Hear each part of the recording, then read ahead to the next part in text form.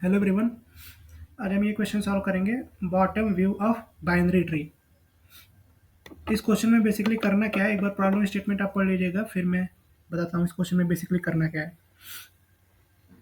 इस क्वेश्चन में हमें एक ट्री गिवन रहेगा। हम अगर उसको नीचे से मतलब बॉटम से अगर देखें तो क्या क्या आएगा। जैसे इस ट्री को हम अगर बॉटम से देखें यहाँ से, तो क्या क्या आएगा। ये तो ये 5 आएगा, फिर 10 दिखेगा और 3 4। ये 3 4 में से क्या दिखेगा, जो मैक्सिमम वैल्यू है 3 और 4 दोनों में से मैक्सिमम वैल्यू क्या है, 4 है ना, तो 4 दिखेगा। 3 10 4 फिर 14 25 ये। तो हमें वो बॉटम व्यू रिटर्न कर देना है। तो मैं एक अपने इस पे एक ले लेता हूँ ट्री, फिर मैं आपको समझाता हूँ कैसे क्या करना है। ट्री, तो एक ट्री मैं बनाता हूँ। 1 2 4 5। अब राइट ट्री में क्या रहेगा, 3, यहाँ पे आएगा 6, अब यहाँ पे क्या आएगा 7।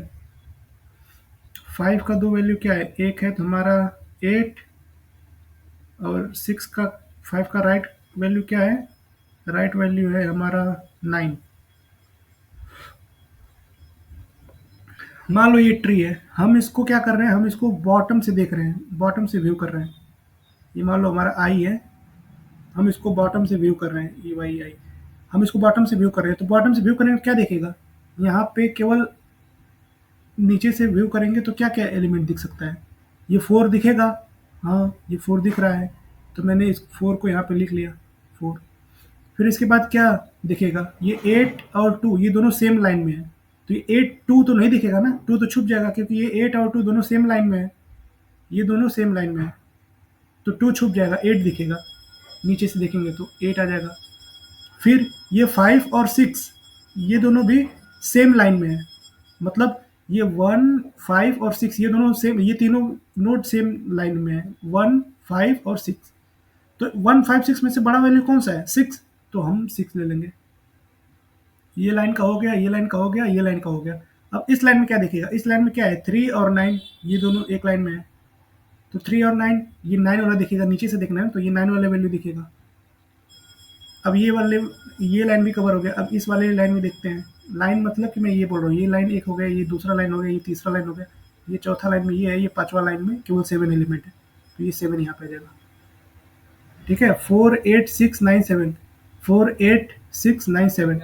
तो हमें यही आउटपुट देना है बॉटम व्यू में। ठीक, तो हम इसको करेंगे कैसे, अब मैं दिखाता हूँ कि इसको करना कैसे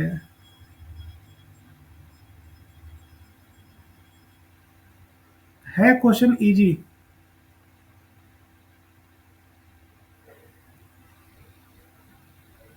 इसको मैं थोड़ा कम कर देता हूँ। देखो, मैं इसके लिए पहले एक मैप बनाऊंगा, क्यों बना रहा हूँ मैं बताऊंगा अभी आपको।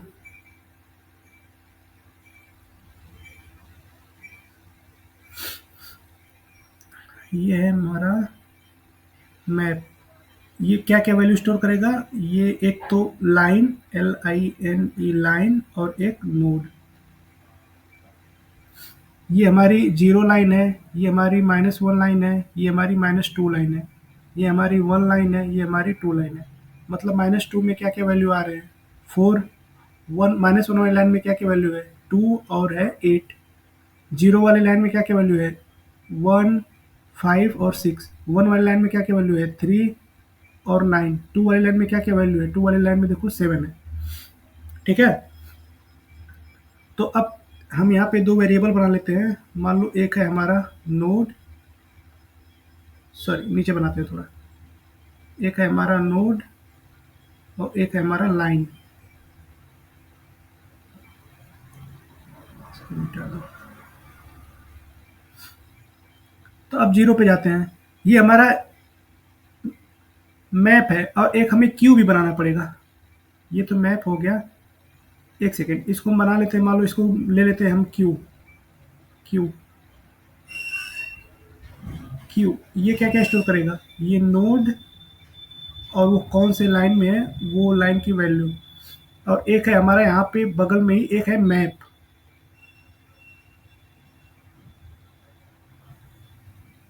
ये है हमारा मैप। ये क्या क्या है, ये लाइन स्टोर करेगा और नोड स्टोर करेगा, ठीक। अब देखो पहले तो क्यू खाली है हमारा, तो क्यू खाली है तो क्या करेंगे हम, अपना रूट एलिमेंट, रूट हमारा जीरो है ना, ये वन है रूट, तो रूट एलिमेंट को हम अपने क्यू में इंसर्ट कर देंगे वन, और उसका क्या है वैल्यू, उसके करस्पॉन्डिंग लाइन का वैल्यू जीरो। तो वन और जीरो को मैंने इंसर्ट कर दिया रूट में, ठीक। मतलब इनिशियली अब वन और जीरो रूट में इंसर्ट है। अब चेक करेंगे, अब अपना एक वाइल लूप लगाएंगे जब तक ये क्यू जीरो ना हो जाए, क्यू का साइज जीरो ना हो जाए, तब तक क्या करना है हमें, देखना, देखो क्या करना है हमें। अब हम क्यू के एलिमेंट को पॉप करेंगे, वन जीरो को पॉप किए, नोड पे क्या है, नोड है वन, लाइन क्या है जीरो, तो हम जीरोथ वाले लाइन पे नोड वन इंसर्ट कर देंगे अपने मैप में, तो जीरोथ वाले लाइन पे वन इंसर्ट हो जाएगा, ओके। अब क्या, वन और जीरो का लेफ्ट, मतलब एलिमेंट वन, रूट वन का लेफ्ट सब पार्ट है, लेफ्ट सब पार्ट है क्या है, टू है। तो जब टू इसमें इंसर्ट करेंगे, अब टू इसमें इंसर्ट करेंगे, और उसका लाइन क्या आएगा, लाइन माइनस वन। टू वाला नोड देखो माइनस वन वाली लाइन के साथ ही है ना, हाँ। और ये बात ध्यान देखना, जब भी हम लेफ्ट सब पार्ट ट्री को करेंगे, तो जो हमारा पिछला लाइन का वैल्यू था उसमें माइनस वन कर देंगे, तो लाइन का वैल्यू आता जाएगा, और राइट ट्री का देखेंगे तो पिछला पिछला लाइन का वैल्यू जो था उसमें प्लस वन कर देंगे, ओके। वन का लेफ्ट ट्री मैंने लिख लिया टू, और वन का राइट भी प्रेजेंट है, वो है थ्री। थ्री विथ लाइन हम वन ले लेंगे। इसको हम बोलते हैं, जो ये मैं ट्रेवर्सल कर रहा हूँ ना क्यू में, इसको बोलते हैं हम बीएफएस, इसको बीएफएस के थ्रू कर रहा हूँ मैं। अब अब वन का लेफ्ट पार्ट राइट पार्ट मैंने लिख लिया। अब फिर आएंगे, अब क्या क्यू हमारा इम्पटी है, नहीं, क्यू हमारा इम्पटी नहीं है, तो हम पॉप कर देंगे क्यू से पॉप करेंगे तो टू और one, two minus one pop हो जाएगा। नोड पे क्या आएगा, नोड आएगा टू, और लाइन क्या रहा है, लाइन माइनस वन। तो अब लाइन माइनस वन पे हम नोड टू लिख देंगे जाके, तो माइनस वन पे हम टू लिख देंगे जाके, क्योंकि माइनस वन वाली लाइन पे टू नोड प्रेजेंट है। अब क्या, टू नोड का लेफ्ट प्रेजेंट है, हाँ, लेफ्ट और राइट दोनों प्रेजेंट है, तो लेफ्ट और राइट उसमें लिख लो। लेफ्ट है फोर, फोर, और उसका लाइन क्या है माइनस टू, और राइट क्या है, राइट है इसका five with value zero, line का वैल्यू जीरो। क्योंकि देखो ना, ये टू माइनस वन का कर रहे हैं ना हम, टू का लेफ्ट पार्ट क्या है फोर, ये टू का लेफ्ट ट्री क्या है फोर, और लाइन कैसे निकाले हम, जो पिछला लाइन माइनस वन था उसमें माइनस वन कर देंगे, लेफ्ट जाएंगे तो माइनस वन करेंगे, तो फोर माइनस टू हो गया।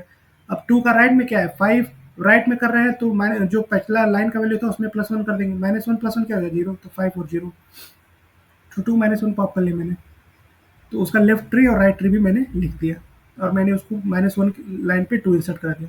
अब क्या करेंगे, अब देखेंगे क्यू क्या हमारा इम्पटी है, नहीं, जब इम्पटी नहीं है तो फिर थ्री और वन को मैं पॉप करूंगा। नोड क्या है थ्री, और लाइन क्या है वन, तो वन पे देखो वन पे ऑलरेडी कोई मैप में है नहीं, तो वन पे मैं थ्री कर दूंगा, वन वाली लाइन पे थ्री नोड इंसर्ट है, ओके। तो अब क्या करेंगे, हम चेक करेंगे क्या नोड थ्री का लेफ्ट राइट प्रेजेंट है, नोड थ्री का लेफ्ट है प्रेजेंट सिक्स, और उसका क्या है लाइन जीरो, और थ्री का राइट एलिमेंट क्या है सेवन, उसका लाइन क्या है टू, थ्री का राइट एलिमेंट सेवन है, उसका लाइन क्या है टू। अब ये हो गया हमारा थ्री के लिए। अब फिर चेक करेंगे कि हमारा क्यू इम्पटी हो गया, क्यू का साइज नहीं, जब नहीं हुआ तो फिर अब पॉप करेंगे फोर माइनस टू को, तो नोट में क्या आएगा फोर, लाइन में क्या आएगा माइनस टू, तो अपने मैप में जाएंगे माइनस टू पे फोर वाला नोड इंसर्ट करा लेंगे। क्या फोर का लेफ्ट राइट प्रेजेंट है, फोर का लेफ्ट है नल, फोर का राइट है नल, तो नहीं होगा।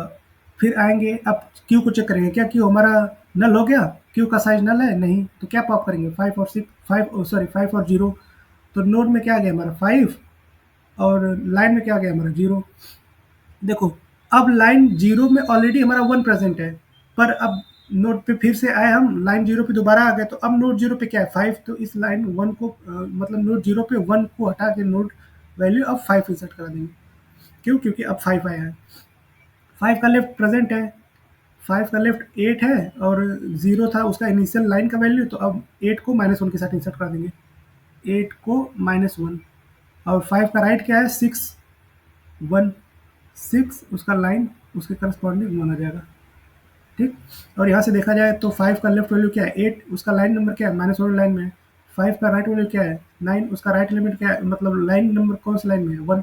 हमने इसमें कोड से कैसे देखा 5 है 5 और 0 का देख रहा था मैं ना, तो 0 वाले लाइन में जब लेफ्ट में जाऊंगा मैं 5 के लेफ्ट नोड पे जाऊंगा मैं तो -1 करूंगा ना, तो लेफ्ट नोड में 8 है तो 8 को -1 के साथ इंसर्ट किया। और 5 और 0 के राइट में मैं जब जाऊंगा तो +1 कर दूंगा लाइन में, तो 5 का राइट क्या है 9 और लाइन में क्या हो जाएगा 5 का राइट में क्या है 9 और सॉरी यहाँ पे 6 नहीं 9 होगा 9 और उसका लाइन क्या हो जाएगा 1, तो ये हो जाएगा लाइन 1।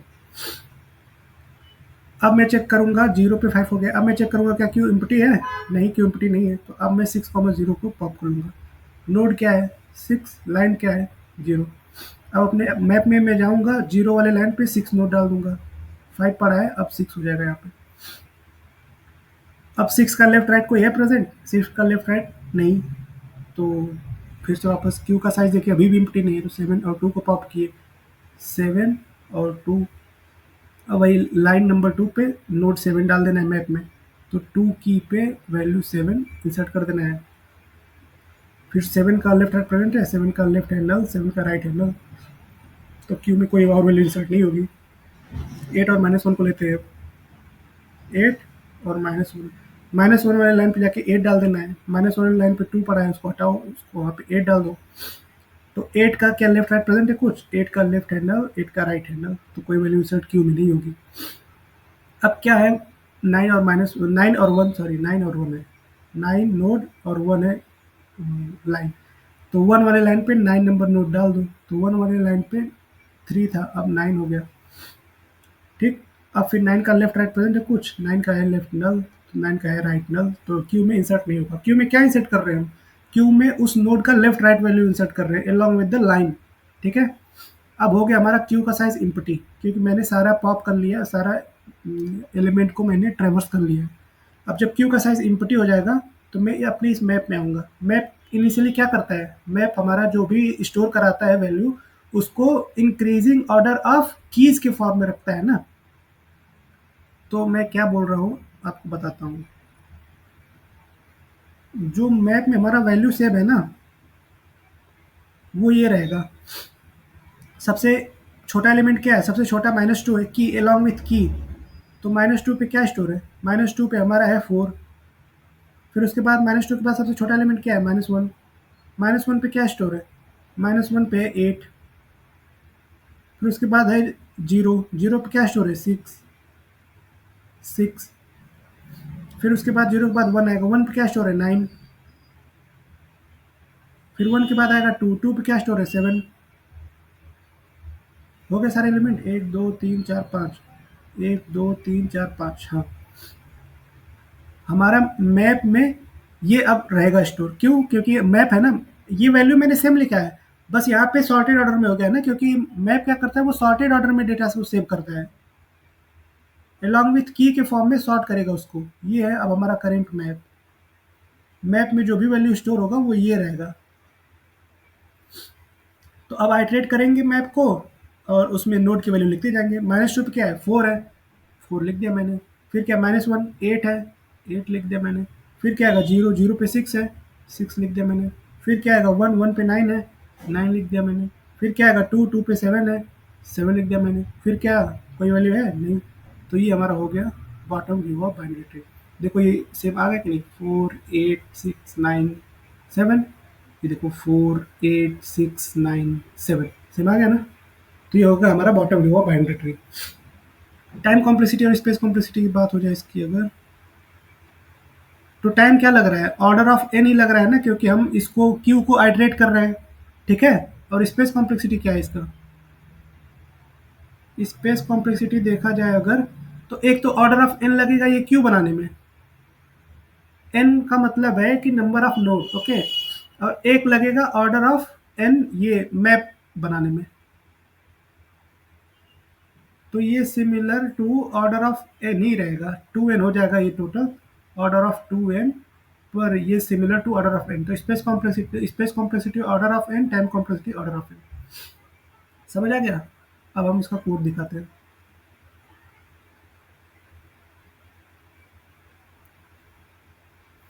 देखो, मैंने एक आंसर वेक्टर बना लिया ताकि वो अपना वैल्यू स्टोर कराने के लिए, वेक्टर रिटर्न टाइप है ना, तो जो आएगा बॉटम, मतलब बॉटम से जो एलिमेंट आएगा उसको स्टोर करने के लिए मैंने एक वेक्टर बनाया एएनएस। फिर मैंने क्या बोला था, एक क्यू बनाऊंगा मैं, उसमें क्या क्या स्टोर कराऊंगा, नोड और एक इंट। इंट मतलब क्या, इंटीजर वैल्यू। मैंने ये क्यू बनाया, उसमें क्या नोड और लाइन स्टोर कराया है ना, वही चीज़ है। नोड और लाइन स्टोर हो जाएगा उसमें, नोड और ये आईएनटी लाइन के लिए क्यू। अब एक मैप बनाया मैंने, उसमें क्या स्टोर करा था मैं, लाइन और नोड। नोड का मैं डेटा स्टोर कराऊंगा, तो नोड का डेटा जो है वो इंटीजर फॉर्मेट में होता है। नोड तो ठीक है, नोड ये नोड फॉर्मेट में है, पर नोड का डेटा तो इंटीजर फॉर्मेट में है ना, तो नोड का डेटा मैं स्टोर करा लूंगा एमपी। इसीलिए दोनों मैप का जो दो एलिमेंट है वो इंटीजर डेटा टाइप का है। इनिशियली मैंने क्यू में स्टोर कराया था रूट और जीरो, ठीक है, मतलब जीरो वाली लाइन पे रूट को स्टोर मैंने कराया था इनिशियली। अब मैं ये वाइल लूप लगाऊंगा, कब तक, जब तक कि वाइल इम्पटी ना हो जाए। फिर मैं क्या किया था, मैं एक नोड लिया टेम्प, मतलब मैं अपने क्यू को पॉप कर रहा था। क्यू को पॉप करने के बाद मैं क्या कर रहा था, एक टेम्प बना रहा था, मतलब नोड क्या आ रहा है अपना और लाइन क्या आ रहा है अपना। मतलब मैं ये बोल रहा हूँ, ये मैं जैसे वन और जीरो को पॉप किया तो मैंने नोड और लाइन दो चीज़ लिखा है ना, नोड में वन आ रहा है, लाइन में जीरो आ रहा है, ठीक है। और मैं इसके बाद क्या करता, नोड में वन और लाइन में जीरो आता, तो मैं इस मैप के लाइन जीरो में वन नोड डाल दे रहा था, वही कर रहा था ना मैं। तो अब इसमें देखो, नोड लिया मैंने, नोड यहाँ पे टेम्प डिफाइन कर दिया मैंने, डेटा इसका वेरिएबल, और एक है लाइन, मैंने पॉप कर लिया। जब पॉप हो जाएगा वो एलिमेंट टेम्प पॉप हो जाएगा, तो मैप के लाइन में, मतलब मैप के में जाके जीरोथ लाइन पे टेम्प का डेटा इनिशियली क्या था, रूट अपना, जो कि अपने एग्जांपल में वन है, मैंने मैप में जीरोथ लाइन पे वन डाल दिया। तो मैं स्टार्टिंग में जीरोथ लाइन पे मैंने वन डाला था इसमें ना, वो तो बाद में चेंज हो गया, जीरो लाइन पे सिक्स भी आ गया था तो चेंज हो गया। तो वही, उसके बाद मैंने क्या किया, क्या देखा कि हमारा टेम्प जो नोड में मैंने पॉप किया है उस नोड का कोई लेफ्ट प्रेजेंट है। अगर लेफ्ट प्रेजेंट है तो मैं उस क्यू को इंसर्ट करा दूंगा लेफ्ट नोड के साथ, और लाइन में मैं क्या कर दूंगा, इनिशियल लाइन जो था मेरा, इनिशियल लाइन माइनस वन, ये जब लेफ्ट करेंगे तब। और फिर उसके बाद देखेंगे उसका क्या राइट भी वैल्यू प्रेजेंट है, तो अगर राइट वैल्यू भी प्रेजेंट है तो क्यू में पुश कर दूंगा मैं टेम्प का राइट, और लाइन को कर दूंगा मैं लाइन प्लस वन। ठीक, ऐसे ही हो जाएगा ये हमारा क्यू में आइट्रेशन। जब क्यू एम्प्टी हो जाएगी, मतलब हमारे मैप में सारे एलिमेंट मतलब फिल्ड हो चुके हैं। तो मैप क्या करता है ना, मैप इनिशियली जितने भी एलिमेंट को स्टोर करता है उसको की वाइज सॉर्टेड ऑर्डर में स्टोर करता है, ठीक है, की वाइज सॉर्टेड ऑर्डर। तो अब मैप में सारे एलिमेंट की वाइज सॉर्टेड ऑर्डर में है। मेरा मतलब ये है कि ये मैप है, तो मैप में ये देखो minus two, minus one, zero, one, two, key wise sorted order में है ना, मतलब कि ये इंक्रीजिंग ऑर्डर में है ना। मैप क्या करता है, इंक्रीजिंग ऑर्डर में वैल्यू स्टोर करता है। तो वही बोल रहा है, INCREASING, इंक्रीजिंग ऑर्डर। तो इंक्रीजिंग ऑर्डर में वैल्यू स्टोर करके मैप में रखा हुआ है। तो अब मैं क्या करूंगा, इस मैप को आइटरेट करूंगा, फोर, एट, और उसका सेकेंड वैल्यू में अपने आंसर में डाल दूंगा। मैंने मैप को आइटरेट किया ऑटो एक्स एम पी, और अपने आंसर में एक्स डॉट सेकेंड को, मतलब सेकेंड पे ही तो अपना डेटा वो स्टोर है ना, मतलब जो भी मैंने बोला था सेकेंड वैल्यू पे ही अपना डेटा स्टोर था ना। घोटा, ठीक। मैंने बारी बारी से मैप से सारे एलिमेंट को डेटा फेच किया और अपने टेम इसमें आंसर वेरिएबल में डाल दिया, लास्ट में मैंने आंसर रिटर्न कर दिया। Okay, thank you.